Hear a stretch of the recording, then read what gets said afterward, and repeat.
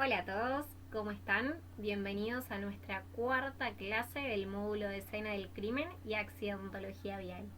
Como les dije en la clase anterior, íbamos a repartir el módulo en 3 clases orientadas hacia la escena del hecho y el análisis del lugar de los hechos, y las otras 3 clases iban a estar dirigidas y orientadas a lo competente a la accidentología vial, que lo vamos a iniciar ese periodo de 3 clases el día de hoy.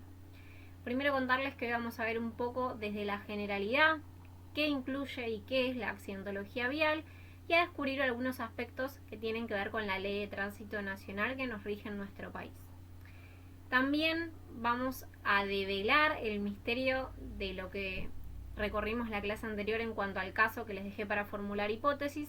Si bien la mayoría de ustedes no se animaron a elaborarla, valoro a aquellos que sí lo hicieron, tanto de forma privada como pública. Andan un poco tímidos, como que les cuesta exponer por ahí sus pensamientos sin primero una supervisión mía, pero entiendo que cada uno tiene su manera de transitar este periodo tan particular. Bien, contarles que el hecho que transitamos la semana anterior tenía una etiología de tipo suicida, así se cerró la causa. Porque, como recordamos, la persona tenía un cuadro que era totalmente depresivo, era una persona que estaba dando indicios de soledad, de aislarse de sus seres queridos, no tenía contacto con su núcleo íntimo, sea exmujer e hijos, hace bastante tiempo, varias semanas. Únicamente había visto como última persona a la pareja casada que tenía actualmente.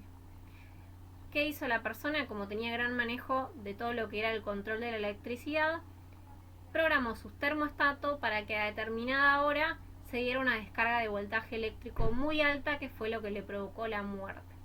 ¿Qué hizo? Cenó tranquilamente en su casa, copa de vino, comida de por medio, que había unas empanaditas sobre la mesa, si mal no recuerdo. Se hizo sobre todo examen toxicológico, mismo sobre la sangre de la víctima, y no había rastro de ningún tipo de intoxicación, ni intencional ni culposa.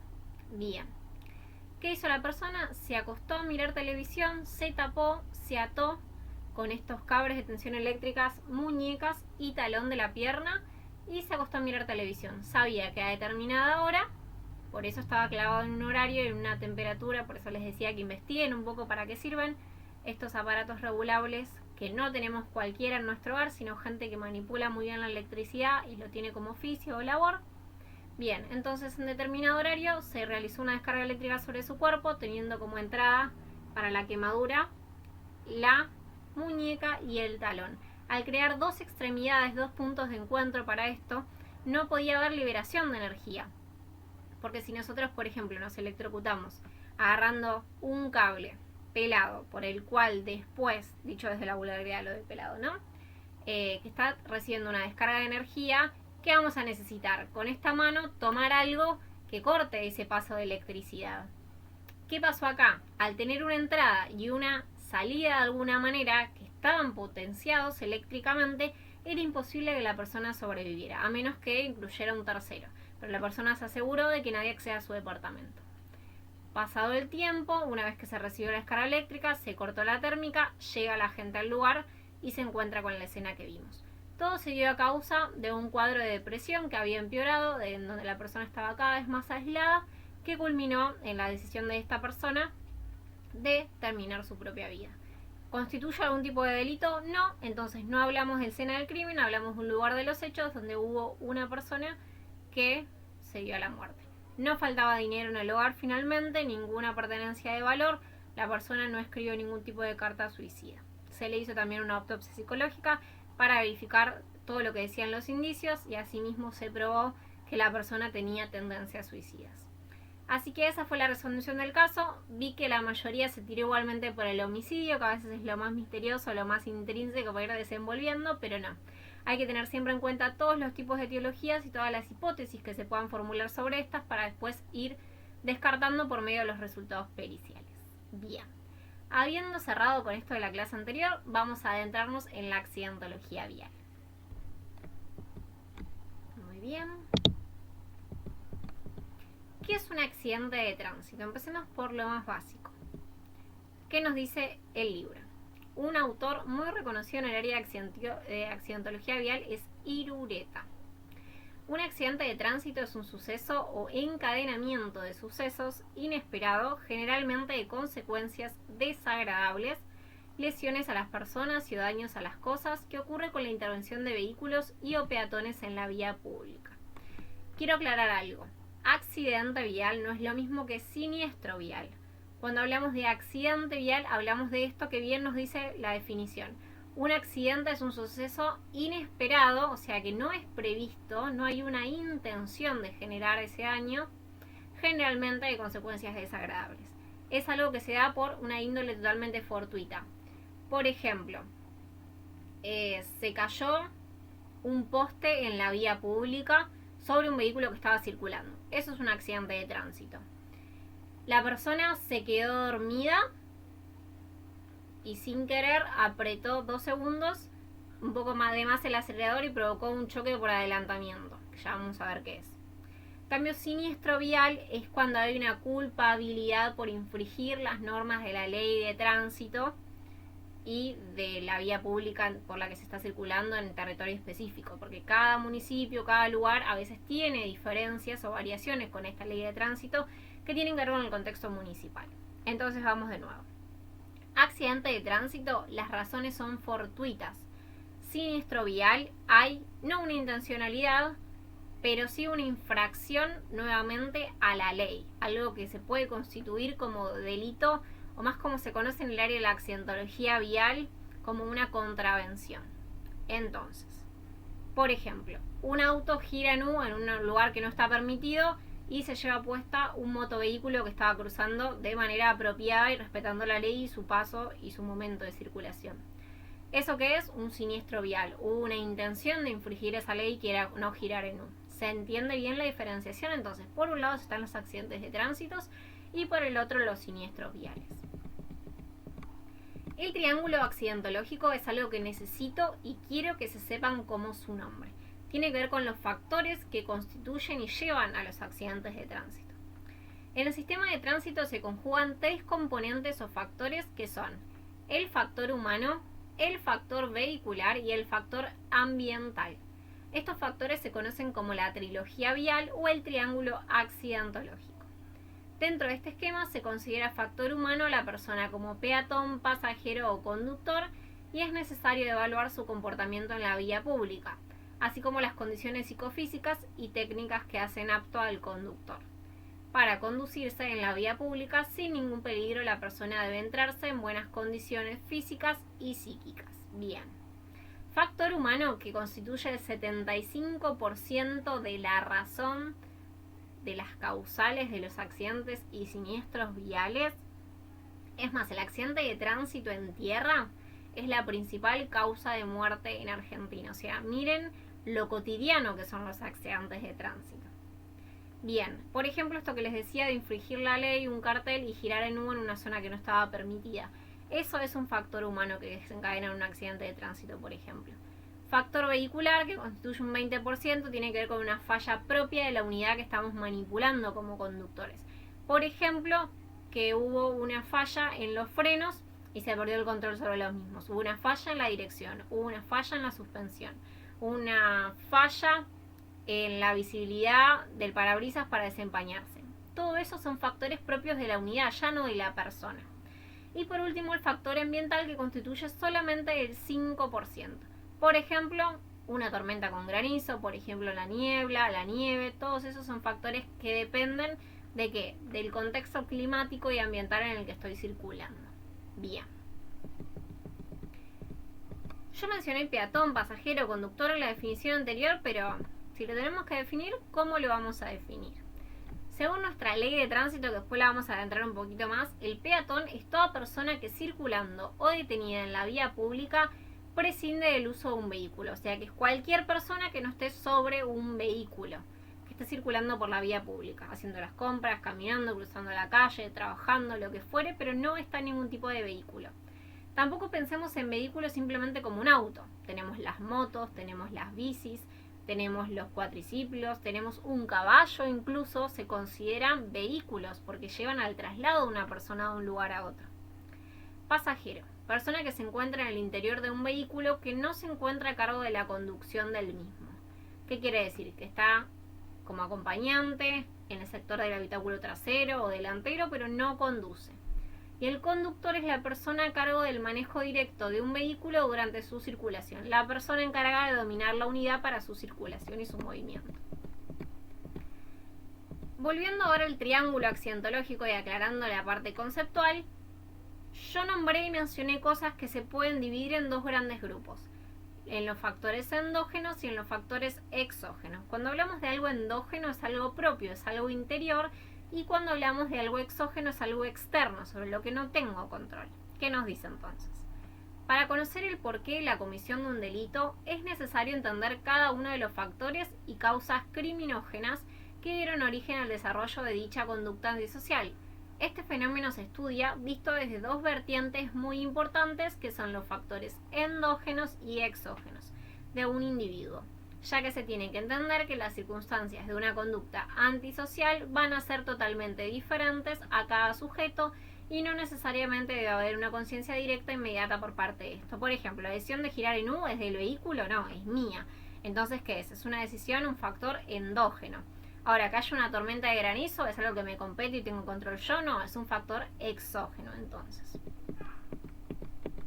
Factor endógeno. Los factores endógenos son todos aquellos que son inherentes al individuo, es algo propio sobre lo que tengo control. Las anomalías genéticas o defectos funcionales, enfermedades congénitas o adquiridas que van a venir a formar un conjunto de manifestaciones que se expresarán al exterior. El carácter, el inconsciente, los instintos, todos los procesos mentales, todas aquellas parafilias o la esquizofrenia entre otros, los fenómenos hormonales y toda circunstancia que anula los factores inhibitorios son algunas de las causas que originan impulsos en la conducta criminal. Por ejemplo, una persona diabética que tenga un pico de glucemia y se desmaye al conducir es un factor endógeno, es propio de esa persona, por más que no tenga control. A eso se refiere con esto de por ahí desde el carácter inconsciente, los instintos o mismo nuestra inconsciencia de nuestro cerebro, de la personalidad, nos lleva a ese tipo de decisiones. Así también las enfermedades. Esto, por ejemplo, lo vemos muy bien en la fotografía. Es una decisión endógena cruzar cuando no está en rojo a la mitad de la vía pública donde no hay sendero peatonal. Es una decisión propia de la persona, sobre la que la persona tiene total control y decisión para tomar justamente esa actitud, esa acción. Entonces la persona cruza igual entre medio de los vehículos. Yo sé que generalmente es muy habitual ver esto, y más que nada en los barrios, donde no hay tanta delimitación y señalización vial. Pero es muy importante ser consciente de que es un factor propio sobre el que nosotros estamos decidiendo infringir. Mismo cruzar el semáforo cuando el semáforo peatonal no lo indica permitido. Acá sí estamos en un sector en el que sí se puede cruzar, no como sucedió acá, pero en ese momento nos está marcando que el paso está permitido para vehículos y no para peatones. Son factores endógenos entonces. Acá tenemos más. Hablar al volante, venga, acá tenemos otro tipo de vehículo. Muy bien. Y está con el teléfono al volante. ¿Cuántas veces no nos dimos cuenta de cómo nos distraen la acción del conducir? El teléfono, las radios, las tablets, las computadoras, todo lo tecnológico, incluso los auriculares. Acá tenemos cartelería que dice: señor peatón, cruce por la senda de enfrente. Y vemos que el peatón se va por esta misma senda. Son decisiones, por eso cuando hay un cartel hay que detenerse, hay que leerlo, hay que prestarle atención. La vialidad se estudió y se hizo de una manera para cuidar nuestra salud también. Es decisión nuestra hacerlo o no hacerlo, pero después hay que abstenerse a las consecuencias. Mismo, el instinto de ira de una persona es un factor endógeno. Nuevamente, hablar por teléfono. Llevar a menores sin casco, no sujetos de manera adecuada, porque hoy en día hay estas cinturones de seguridad para los motovehículos, pero por sobre todo sin instrumentos de seguridad. El adulto tiene casco, la menor no. Después, las discusiones en la vía pública también es un factor endógeno de distracción y que generalmente lleva a tomar decisiones que no son las adecuadas según las normas de vialidad. Factor exógeno. Los factores exógenos, que no son aquellos que vienen a presentarse fuera del sujeto, son externos al estado biológico del individuo, como lo es el día, el ambiente, si hace frío o calor, o también factores que no vienen a formar parte de la naturaleza, como lo es el medio social, el lugar en donde vive, las personas con las que se desenvuelve, la familia, la radio, la televisión, la tecnología en general. Son algunos fenómenos que vienen a formar una parte importante en el desarrollo de una conducta contravencional o delictual en un individuo.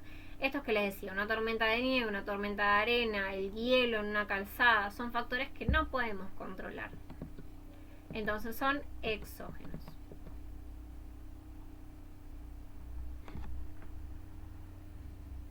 Tenemos una imagen muy buena. Esto, por ejemplo, es una pintura muy mal intencionada que está por debajo de un puente que da la sensación de camino. ¿Es un factor que depende de nosotros? No, es de un tercero que tuvo una mala intención. ¿Se entiende? Acá igual el vehículo logró pasarlo. Esta imagen también es muy buena para empezar a reflexionar nosotros desde qué perspectiva vemos a la percepción y a la reacción, que son dos cosas muy importantes en el acto de conducir. Cuando hablamos de percepción, hablamos de la manera en la que el cerebro de un organismo interpreta los estímulos sensoriales que recibe a través de los sentidos para formar una impresión consciente de la realidad física de su entorno. Collins Discovery Encyclopedia. Sensación interior que resulta de una impresión material hecha en nuestros sentidos. Esto lo dijo la Real Academia Española. Son dos definiciones distintas para que vean perspectivas distintas. Reacción, forma en la que alguien o algo se comporta ante un determinado estímulo. RAE, nuevamente de la Real Academia Española. Entonces, percepción es cómo nosotros identificamos un estímulo y reacción es la manera en la que reaccionamos justamente a ese estímulo percibido. Pero cuando hablamos de percepción es simplemente identificarlo neuronalmente y la reacción va a tener sí que ver con un accionar. ¿Por qué esto es importante cuando conducimos? Porque ante la alerta de un posible causal para accidente de tránsito o siniestro vial, tenemos un tiempo de reacción y un tiempo de percepción. El tiempo de percepción y reacción es aquel tiempo que transcurre desde que el conductor recibe la información del riesgo, este estímulo sería, o peligro, hasta que inicia la respuesta de su conducido. ¿Qué hace o qué no hace para evitar ese accidente? En este proceso se puede desglosar 3 etapas para estudio: el tiempo de percepción, el de reacción y el de reacción mecánica.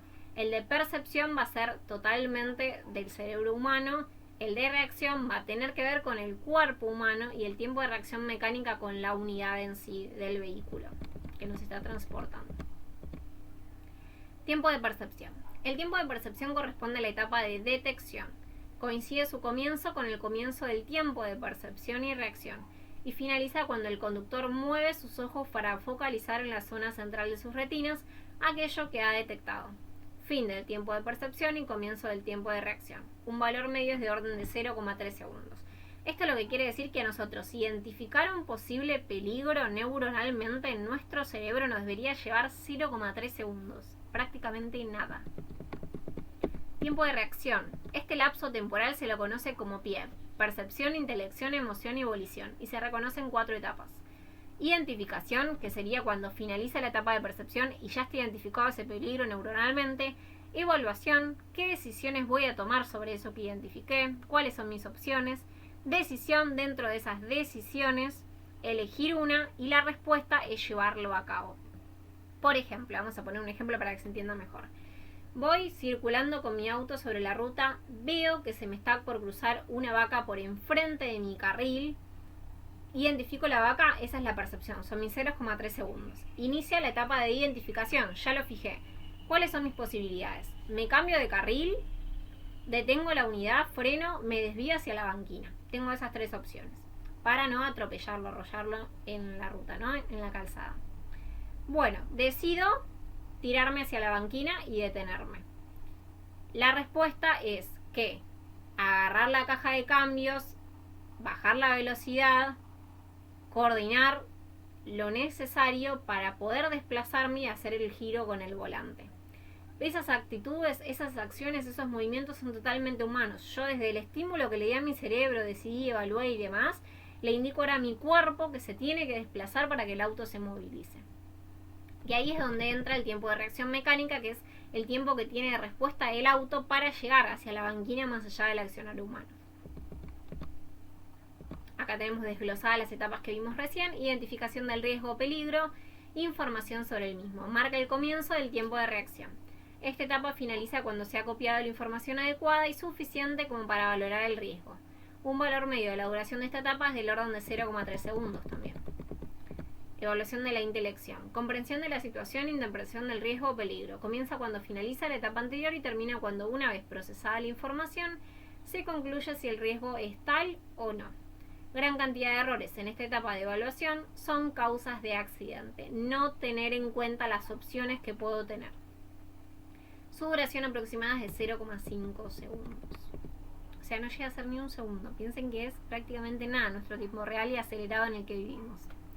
Decisión. Adopción de la maniobra más conveniente. Comienza cuando finaliza la etapa anterior y termina al iniciarse la respuesta.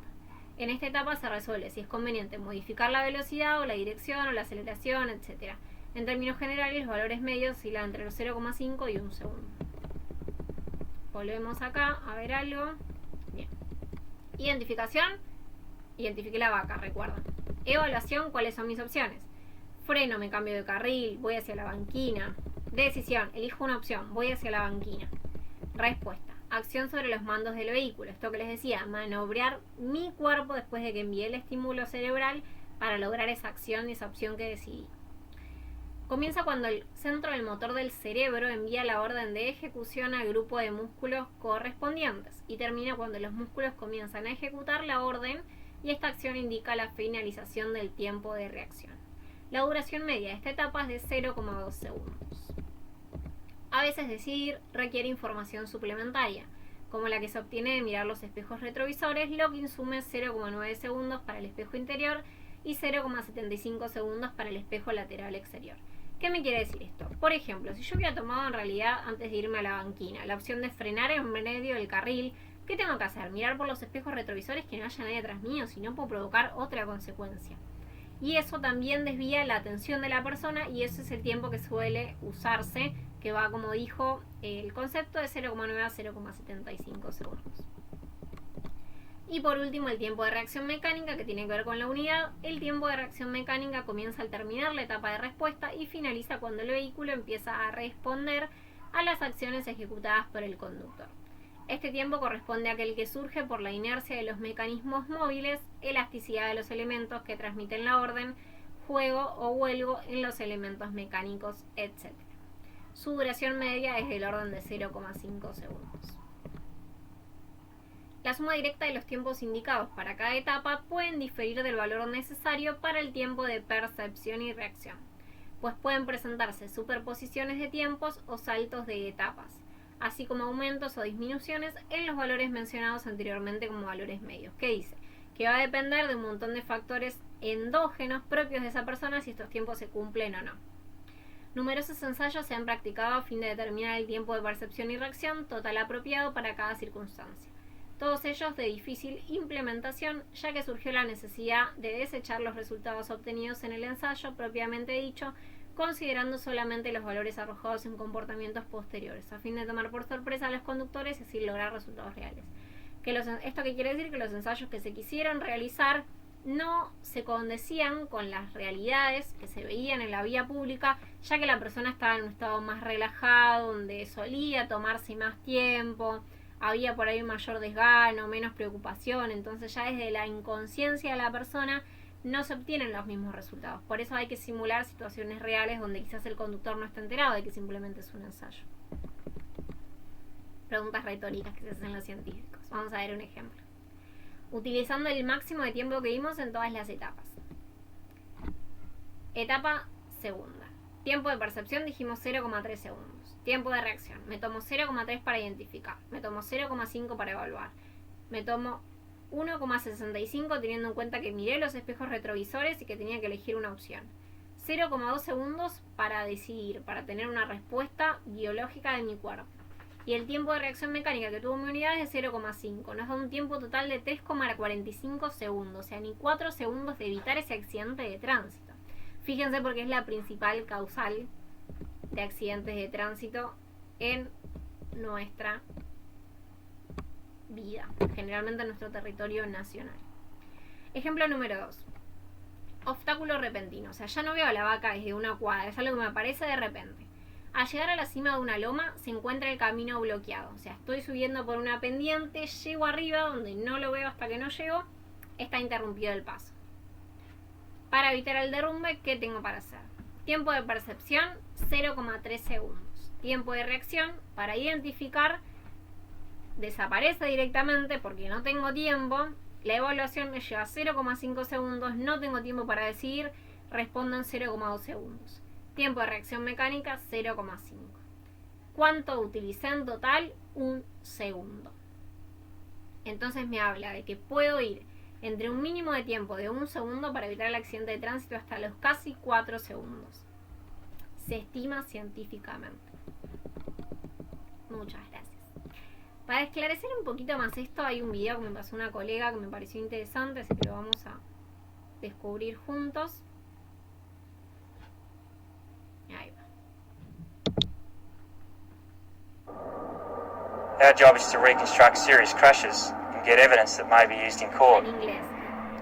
Presten atención a las imágenes. Now, this young woman landed here with serious head injuries. Following the huge force that threw her over 6 metres on the impact here, we can work out she was hit at 32 kilometres per hour by analysing the car and these tyre marks. So we started braking here and first saw her when he was travelling at 65. Nos está visualizando un accidente de tránsito. Well, let's change one small thing. Now he's doing 60 when he sees her. This time, he hits her at only 5 kilometres per hour. She'd just have a bruised leg. And we'd never have been called to this incident. Bien. Vamos a mirarlo ahora sin audio.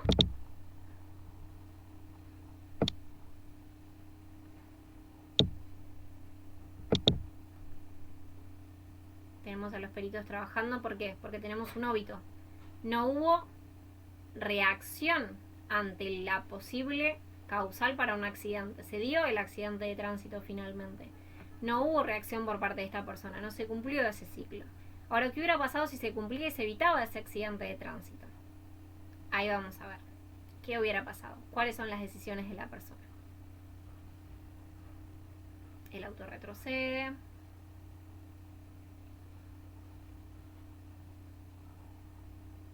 Venía a 60 km por hora, que es lo máximo permitido en una avenida en realidad. La persona ve rápidamente, vieron que la ve que va a empezar a cruzar. Ahí que está haciendo la percepción, lo identificó, comenzó el periodo de reacción, identificó, ya está eso. ¿Qué hago? Pienso en mis opciones. La persona no tuvo tiempo porque es que totalmente repentino, como el ejemplo 2. Decidió, finalmente, bajó la velocidad a 0, lo puso en neutro. ¿Qué pasó? Se evitó que el daño hacia el cuerpo blando fuera tan fuerte como para evitar lesiones y simplemente la empujó. ¿Qué hizo? Evitó el accidente de tránsito frente a algo que fue totalmente repentino, en el que no tuvo tiempo de elegir opciones ni de evaluar, pero sí de decidir rápidamente para poder darle una orden biológica a su cuerpo y que responda el auto a tiempo para evitar que en vez de tener simplemente quizás un par de raspones, tengamos la muerte de una persona. ¿Ven por qué es importante que el ciclo se cumpla? Claramente todas las personas pensamos, manejamos, maniobramos, dependiendo de más o menor experiencia en la conducción de diferentes maneras.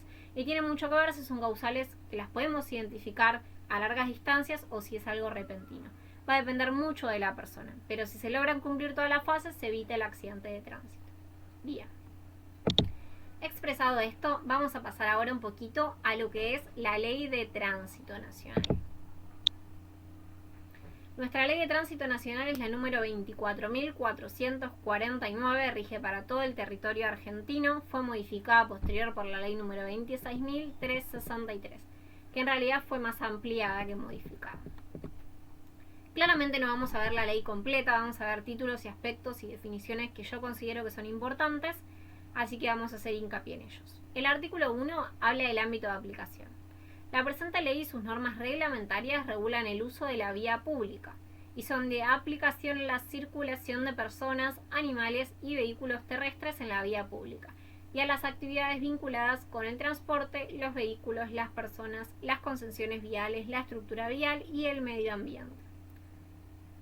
En cuanto fueren con causa de tránsito, quedan excluidos los ferrocarriles. No se los va a considerar de circulación al tránsito para esta ley. Podrán adherir a la presente ley los gobiernos provinciales y municipales del territorio nacional. Artículo 5. Vamos a meternos un poquito en las definiciones, que es muy importante arraigarlas, apropiarse de ellas. A los efectos de esta ley se entiende por automóvil, el automotor para el transporte de personas de hasta 8 plazas, excluido el conductor con 4 o más ruedas y los de 3 ruedas que excedan los 1000 kilogramos de peso. Autopista, una vía multicarril sin cruces a nivel con otra calle o ferrocarril, con calzada separada físicamente y con imitación de ingreso directo desde los predios frentistas lindantes. Piensen que cada palabra nos está dando un indicativo. Por ejemplo, una vía multicarril. Las autopistas tienen hasta 4 o 5 carriles. Bien, lo identificamos. Con calzada separada, sí. Tengo una imitación por líneas que pueden ser o sólidas o distendidas y eso también indica algo desde la vialidad. Con limitación de ingreso directo desde los predios frentistas. Van a ver que la mayoría de las autopistas son en alturas. Entonces no puede venir un auto desde la derecha y meterse en la autopista, no, porque generalmente son alturas y el sentido de circulación es único. Baliza. La señal fija o móvil con luz propia o retroreflectora de luz que se pone como marca de advertencia. Seguramente habrán visto en algún momento de su vida sobre la vía pública un automóvil con las luces que hace tic, tic, tic, tic, tic, tic. Bueno, eso significa que el auto está en balizas. ¿Qué quiere decir esto? Que hay una causal que lo hace detenerse más allá de las circunstancias. A veces, por ejemplo, en una ruta, a mí me pasó hace poco, tuvimos que poner balizas porque habíamos pinchado una cubierta. Más allá de que no podíamos frenar ahí, no podíamos seguir circulando con ese vehículo tampoco porque íbamos a terminar teniendo un accidente nosotros. ¿Qué se hace? Se pone balizas. Es una advertencia de que pasó algo que no está bajo nuestro control. Banquina. La zona de la vía contigua a una calzada pavimentada de un ancho de hasta 3 metros y no está delimitada. Sería lo que sobresale hacia los laterales de la calzada. Bicicleta, vehículo de 2 ruedas que es propulsado por mecanismos con el esfuerzo de quien lo utiliza, pudiendo ser múltiple hasta 4 ruedas alineadas. Calzada, esto que se los nombre tanto. La zona de la vía destinada solo a la circulación de vehículos, solo la circulación de vehículos. No pueden circular peatones, eso me está diciendo. Camino, una vía rural de circulación, generalmente son las de tierra que vemos cuando vamos, por ejemplo, a la costa o hacia la pampa, que vemos ingresos de caminitos de tierra, esos son caminos. Camión. Vehículo automotor para transporte de carga de más de 3.500 kilogramos de peso total. Camioneta. El automotor para transporte de carga hasta 3.500 kilos de peso total. Carretón. El vehículo especial cuya capacidad de carga, tanto en peso como en dimensiones, supera el de los vehículos convencionales. Ciclomotor. Una motocicleta hasta 50 centímetros cúbicos de cilindrada y que no puede exceder los 50 kilómetros por hora de velocidad. Ciclovías. Carriles diferenciados para el desplazamiento de bicicletas o vehículos similar no motorizado, o sea, una bici, físicamente separado de los otros carriles de circulación mediante construcciones permanentes. Esto se ve más en Cava, en Ciudad Autónoma de Buenos Aires, que en provincia, en el Gran Buenos Aires. Motocicleta.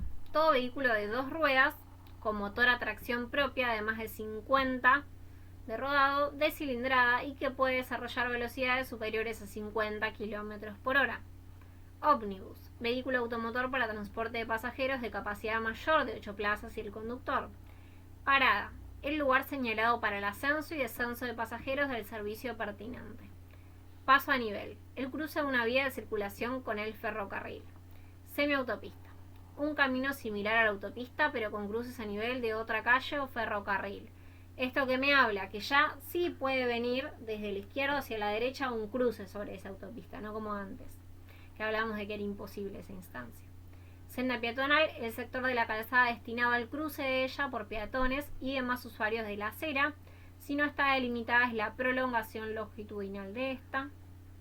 Vehículo detenido. El que detiene la marcha por circunstancias de circulación, señalización o embotellamiento o para el ascenso o descenso de pasajeros o carga sin que deje el conductor su puesto. Vehículo estacionado, el que permanece detenido por más tiempo del necesario para el ascenso o descenso de pasajeros o carga, o del impuesto por circunstancias de la circulación o cuando tenga el conductor fuera de su puesto. Estos son dos conceptos que generalmente se usan muy mal. No es lo mismo un vehículo detenido que un vehículo estacionado. El vehículo detenido, el conductor está sobre la unidad manipulando esa unidad. Y el estacionado no está el conductor sobre esa unidad. ¿Se entiende? Vehículo automotor. Todo vehículo de más de 2 ruedas que tiene motor y tracción propia. Vías multicarriles. Son aquellas que disponen de 2 o más carriles por manos. Zona de camino. Todo espacio afectado a la vía de circulación y sus instalaciones anexas, comprendido entre las propiedades frentistas. Zona de seguridad. Área comprendido dentro de la zona de camino definida por el organismo competente. O sea que tiene que haber una demarcación vial. Ley 2148, anexo 1, Código de Tránsito y Transporte de la Ciudad Autónoma de Buenos Aires, o sea, CABA. Denominamos a la acera como un sector delimitado de la vía pública que bordea la calzada destinado a la circulación de peatones. Lo que nosotros denominaríamos vereda, el nombre correcto es acera. Título 6. La circulación, capítulo 1. Reglas generales. Artículo 36. Prioridad normativa. En la vía pública se debe circular respetando las indicaciones de la autoridad de comprobación o aplicación, las señales de tránsito y las normas legales en ese orden de prioridad. O sea, ¿qué hago primero? Si tengo una autoridad de tránsito, alguien que está dirigiendo el tránsito, que puede ser un oficial de policía, puede ser un agente de prevención, puede ser un agente de tránsito, la prioridad de todo es hacerle caso a esa persona, a la autoridad. Si esa persona no está, a las señales de tránsito, a la cartelería. Si la cartelería no está, a las normas legales que conocen todos por público de conocimiento. Es algo muy importante. Las leyes se presumen como públicas. Entonces se presume como que todos los seres que circulan y viven en el territorio son conocidas para ellos. Entonces, ¿qué hago? Si no hay una autoridad que dirija el tránsito, no tengo señalización vial, rijo igualmente las leyes que se conocen de manera pública. Artículo 39. Condiciones para conducir. Los conductores deben: antes de ingresar a la vía pública, verificar que tanto él como su vehículo se encuentren en adecuadas condiciones de seguridad, de acuerdo con los requisitos legales bajo su responsabilidad. Por ejemplo, no estar alcoholizado al momento de subir a la unidad o con un promedio mayor a 0,5. No obstante, en caso de vehículos del servicio de transporte, la responsabilidad por sus condiciones de seguridad se ajustará a lo dispuesto en el inciso del artículo A53. En la vía pública, circular con cuidado y prevención, conservando en todo momento el dominio efectivo del vehículo o animal. Acá es donde entran los caballos, por ejemplo, que yo les nombraba. Teniendo en cuenta los riesgos propios de la circulación y demás circunstancias del tránsito. Cualquier maniobra deben advertirla previamente, excepto de la percepción, y realizarla con precaución sin crear riesgo ni afectar la fluidez del tránsito. Utilizarán únicamente la calzada sobre la derecha y en el sentido señalizado, respetando las vías o carriles exclusivos y los horarios de tránsito establecidos. Hay muchas zonas, por ejemplo en la costa, muchas calles que durante el día son de circulación al tránsito y durante la noche son peatonales. Entonces ahí y en todos los lugares que sea de igual manera se tienen que cumplir los horarios en los que sí se puede circular con automóvil y sobre los que no. Bien. Prohibiciones. Está prohibido según el artículo 48. Queda prohibido conducir con impedimentos físicos o psíquicos sin la licencia especial correspondiente, o sea, la licencia nacional de conducir que todos conocemos. Habiendo consumido estupefacientes o medicamentos que disminuyan la aptitud para conducir, conducir cualquier tipo de vehículo con una alcoholemia superior a los 500 miligramos por litro de sangre, que es lo que les comenté anteriormente. Para quienes conduzcan motocicletas o ciclomotores, queda prohibido hacerlo con una alcoholemia superior a 200 miligramos, o sea, prácticamente nada por litro. Para vehículos destinados al transporte de pasajeros de menores y de carga, queda prohibido hacer cualquier sea la concentración. Todo lo que sea transporte de pasajeros, la tolerancia al alcohol es 0. La autoridad competente realizará el respectivo control mediante el método adecuado aprobado a tal fin por el organismo sanitario. B. Ceder o permitir la conducción a personas sin estar habilitada para ello, o sea, darle el mando de la conducción a una persona que no tiene licencia de conducir. A los vehículos circular a contramano, sobre los separadores de tránsito, fuera de la calzada, saldo sobre la banquina en casos de emergencia, balizas ahí. Disminuir arbitraria y bruscamente la velocidad, realizar movimientos zigzagueantes o maniobras caprichosas e intempestivas, por factores endógenos. A los menores de 18 años, conducir ciclomotores en zonas céntricas de gran concentración de vehículos o vías rápidas. Obstruir el paso legítimo de peatones u otros vehículos en una boca calle, avanzando sobre ella aún con derecho a hacerlo si del otro lado de la encrucijada no hay espacio suficiente que permita un despeje. Conducir a una distancia del vehículo que lo precede menor de la prudente de acuerdo a la velocidad de marcha, circular marcha atrás, excepto para estacionar, ingresar a un garage, egresar al mismo o de una calle sin salida. La detención irregular sobre la calzada, el estacionamiento sobre la banquina y la detención en ella sin ocurrir emergencias. Importante, si hay emergencias sí se puede, si no hay emergencias no. En curvas, encrucijadas y otras zonas peligrosas, cambiar de carril o de fila, adelantarse, no respetar la velocidad precautoria y detenerse siempre que no esté permitido, por supuesto, ¿no? Si no, no hay problema. Cruzar en paso nivel si se percibiera la proximidad de un vehículo ferroviario o si desde el cruce se estuvieran haciendo señales de advertencia o si las barreras estuvieran bajas o de movimiento, la salida no estuviera expedita. También está prohibido detenerse sobre los rieles o a menos de 5 metros de ella cuando no hubiere barreras o quedarse en posición que pudiera obstaculizar el libre movimiento de las barreras. Esto no ocurre prácticamente nunca. Me canso de ver, hay un cruce cerca de mi casa donde la barrera está acá y el primer auto a cruzar está acá. No se respeta esta distancia de metros que tiene que existir. Y es muy importante para evitar accidentes de tránsito. Circular con cubiertas con fallas o sin la profundidad legal de los canales en su banda de rodamiento. A los conductores de velocípedos, de ciclomotores y motocicletas, circular ácidos de otros vehículos o enfilados medianamente tras otros automotores. A los ómnibus y camiones, transitar en los caminos mantenidos entre sí una distancia menor a 100 metros. Salvo cuando tengan más de 2 carriles por mano o para realizar una maniobra de adelantamiento, que también tiene que estar indicado por la señalización horizontal en la calzada. Remolcar automotores, salvo para los vehículos destinados a tal fin, como una grúa, por ejemplo. Los demás vehículos podrán hacerlo en caso de fuerza mayor utilizando elementos rígidos de acople y con la debida precaución. Por ejemplo, lo que vemos, la tirada con soga de un auto hacia otro. Circular con un tren de vehículo integrado con más de un acoplado, salvo lo dispuesto para la maquinaria especial agrícola. Transportar residuos, escombros, tierra, arena, grava, serrín, otra carga a granel, polvorientas que difundan olor desagradable, el camión de basura, por ejemplo. En mansiones nocivas o que sea insalubre en vehículos o continentes no destinados a ese fin. Las unidades para transporte de animales y sustancias nauseabundas deben ser lavadas en el lugar de descarga y en cada ocasión, salvo las expediciones reglamentarias para la zona rural. Acá es donde se encuentran exceptuados los camiones de basura, ¿sí?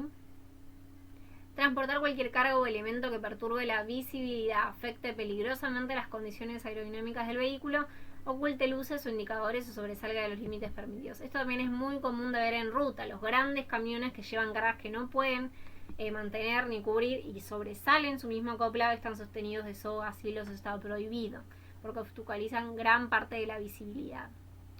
Efectuar reparaciones en zonas urbanas, salvo arreglos de circunstancia en cualquier tipo de vehículo. Dejar animales sueltos y arreglar haciendas, salvo en este último caso por caminos de tierra y fuera de la calzada. Estorbar u obstaculizar. Siempre tengo una palabra en una clase que me trabo en el yendo. De cualquier forma la calzada o la banquina y hacer construcciones, instalarse o realizar venta de productos en zona alguna del camino. Circular con vehículos de bandas de rodamiento metálicas o de grapas, tetones, cadenas, uñas. Esto por suerte ya no es común y habitual en nuestro Gran Buenos Aires.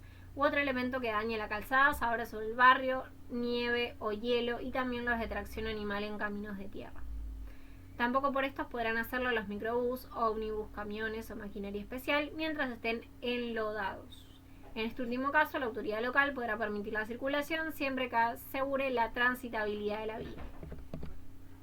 Usar la bocina o señales acústicas, salvo en caso de peligro o en zona rural, y tener el vehículo sirena o bocina no autorizadas. Esto que me indica no utilizar la bocina si no es pertinente a la abstención de un siniestro vial. Circular con vehículos que emitan gases, humos, ruidos, radiaciones u otras emanaciones contaminantes del ambiente que excedan los límites reglamentarios. Conducir utilizando auriculares, sistemas de comunicación de operación manual continua, el celular, lo más básico. Circular con vehículos que posean defensas delanteras y o traseras, enganches sobresalientes o cualquier otro elemento que, excediendo los límites de los paragolpes o laterales de la carrocería, pueden ser potencialmente peligrosos para el resto de los usuarios de la vía pública, principalmente por obstruir visibilidad, no por otra cosa. a menos que se suelten en la vía pública y generen un accidente. Capítulo 5. Accidentes. Presunciones según el artículo 64. Se considera accidente de tránsito todo hecho que produzca daño en personas o cosas, o sea, los daños materiales, como consecuencia de la circulación.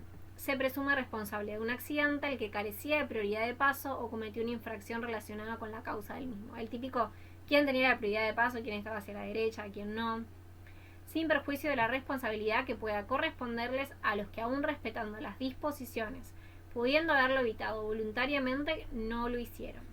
El peatón goza del beneficio de la duda y presunciones en su favor, en tanto no incurre en graves violaciones de las reglas de tránsito. Por ejemplo, si el peatón estaba cruzando por la senda peatonal en el momento autorecido, todo va a ser la ley a favor de él. Si estaba cruzando por el medio de la calle, como vimos anteriormente, va a estar más complicado esa victimización del mismo. Y entra una culpa concurrente. Artículo 66. Investigación accidentológica. Los accidentes del tránsito estarán estudiados y analizados a los fines estadísticos y para establecer su causalidad y obtener conclusiones que permitan aconsejar medidas para la prevención. Los datos son de carácter reservado. Para su obtención se emplean los siguientes mecanismos. En todos los accidentes no comprendidos en los incisos siguientes, la autoridad de aplicación labrará un acta de choque con los datos que compruebe y denuncia de las partes, entregando a estas un original y copia a los fines del artículo 68. Los incidentes en que corresponda sumario penal, la autoridad de aplicación, en base a los datos de su conocimiento, confeccionará la ficha accidentológica que remitirá al organismo encargado de la estadística.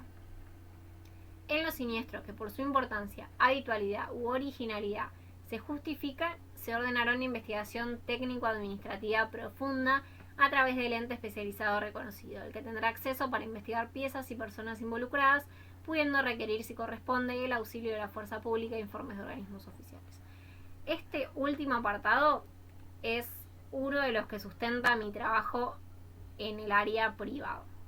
Como les comenté en alguna oportunidad, yo me dedico a hacer investigaciones accidentológicas a fin de la prevención del delito y daños materiales y físicos, y mucha de nuestra investigación se basa en este inciso del artículo 66. Ley 2148, anexo 1, Código de Tránsito y Transporte de la Ciudad Autónoma de Buenos Aires, Cábano, Gran Buenos Aires. Definición general. A los efectos del estudio, interpretación y aplicación del presente código debe entenderse por... ¿Esto qué quiere decir?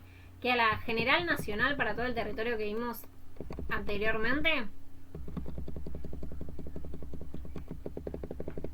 más arriba parece que era, ¿no? Bueno, la presunción de que es, acá, un accidente de tránsito y que es una investigación. Cada dice que en el ajuste de ellos se entiende como accidente de tránsito un hecho en el cual se produce un daño a persona o cosa en ocasión de circulación en la vía pública. Ya no importa si es algo que se previno, hay intención, no hay intención, simplemente hay el daño a una cosa o a una persona. Digamos que igual al siniestro al accidente de tránsito. Título 8, régimen de sanciones, capítulo 1, principios generales, artículo 75, responsabilidad. Vamos a prestar atención que esto es para cerrar. Son responsables para esta ley, la Ley de Tránsito Nacional, las personas que incurran en las conductas antijurídicas, todo lo que esté en contra de lo que está escrito en esta ley, aún sin intencionalidad. ¿Qué quiere decir esto? Un accidente. No importa, vas a incurrir en esta ley si no se cumple con lo que dijo. Los mayores de 14 años, los comprendidos entre 14 y 18 años, no pueden ser sancionados con arresto. Sus representantes legales serán solidariamente responsables por las multas que se les apliquen. ¿Esto qué quiere decir? Caso también muy típico que se ve en los medios de comunicación. Chico de 16, 17 años, le saca el auto a su papá, se va a bailar, lo choca. Bueno, la multa, ¿a quién le cabe? ¿Al conductor o al padre? Al padre. El padre es solidariamente responsable por esos daños. Cuando no se identifica el conductor infractor, o sea que se da la fuga, recaerá una presunción de comisión de la infracción en el propietario del vehículo, a no ser que compruebe que lo había enajenado o no estaba bajo su tenencia o custodia, denunciando al comprador, tenedor o custodio. Por esto es muy importante que cuando se roba un vehículo se denuncie inmediatamente. ¿Por qué? Porque muchas veces se roban vehículos para cometer otros delitos. Y en ese cometer los otros delitos, si yo no lo denuncio y la cámara toma mi patente, por ejemplo, y no el conductor, de manera nítida, el responsable soy yo por ser el titular de esa unidad. Si yo lo denuncio, me cubro de que esa unidad en ese momento no estaba bajo mi tenencia. ¿Se entiende? Con esto les doy las gracias por escucharme el día de hoy. Repasemos un poquito. Vimos primero la resolución de la hipótesis del caso de la semana anterior. Vimos qué es un accidente de tránsito, qué lo compone, cuáles son los factores, tanto endógenos, exógenos, el triángulo accidentológico de las causas. Vimos cómo hablamos de percepción y reacción, cómo son estos tiempos y estos mecanismos. Vimos un video explicativo que nos ejemplificaba un poco de esto de la reacción del ser humano, de cómo manipular esa unidad para que reaccione y responda y evitar el accidente de tránsito. Y por último desglosamos cosas muy conceptuales y rígidas de la ley de tránsito. Así que esto es todo por hoy. Nos vemos en el horario de la clase, seguimos en contacto y hasta la semana próxima. Les mando un beso enorme.